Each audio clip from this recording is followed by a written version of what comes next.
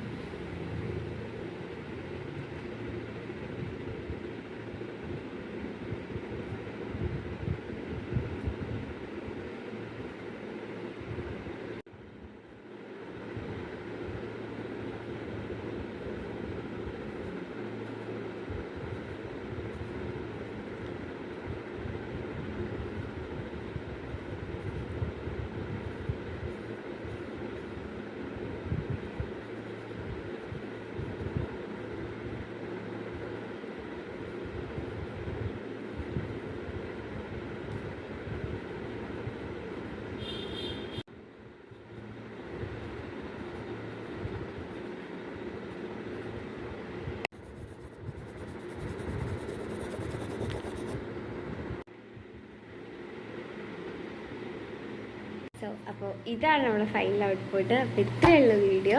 Tata.